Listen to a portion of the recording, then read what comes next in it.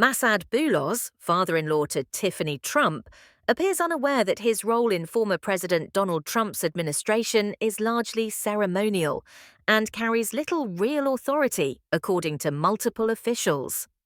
Boulos, a Lebanese-born businessman and father of Michael Boulos, whom Tiffany Trump married in 2022, was appointed by Trump as a senior advisor on Middle East affairs just 1 month before the former president took office.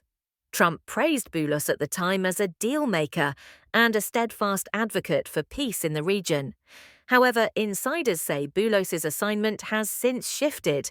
He now holds the title of Senior Advisor on African Policy, though administration officials claim his duties remain vague and he is deliberately excluded from key discussions. Despite this, Boulos has reportedly distributed business cards exaggerating his title and has taken on independent initiatives, some of which have conflicted with official U.S. policy. The job was always symbolic, but he didn't realize it, one official said. Everyone knew it but him. Sources told Politico that Boulos has tried to take on policy matters related to both Africa and the Middle East, even though he was explicitly told not to engage in the latter.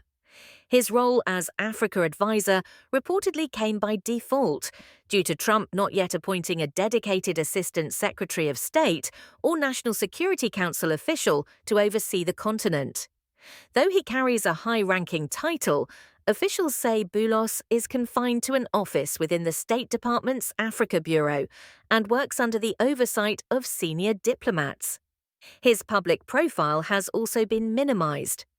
After claiming to be a key voice on Lebanese affairs in early interviews, Boulos drew backlash from Trump insiders concerned about his affiliations. Though Boulos says he has no political ties in Lebanon, he is reportedly close to the Christian political elite, including Suleiman Frangieh, a candidate for president supported by Hezbollah. Boulos has also been criticized for allegedly presenting himself as more influential than he is. He reportedly hands out business cards labeling himself as a senior advisor to the president, using official State Department contact information. Compounding concerns, Boulos has given unsanctioned interviews to Arabic-language media, causing diplomatic confusion. In one case, he publicly questioned the U.S. recognition of Moroccan sovereignty over Western Sahara, a key part of Trump's diplomatic push for normalized relations between Israel and Morocco.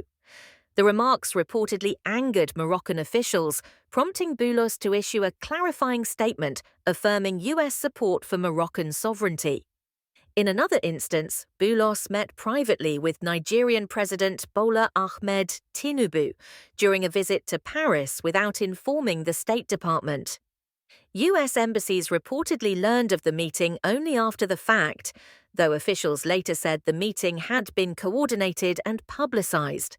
Despite the controversies, some officials acknowledge that Boulos has had notable successes.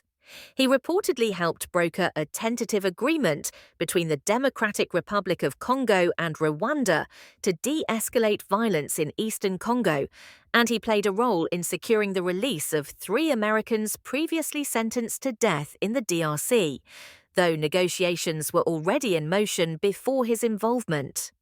Boulos has also lobbied to preserve a Biden-era infrastructure initiative in Central Africa aimed at countering China's influence in the region. In a recent cabinet meeting, Secretary of State Marco Rubio praised Boulos's contributions, and White House Press Secretary Caroline Leavitt echoed the sentiment, citing his work on the Congo-Rwanda deal as evidence of his effectiveness.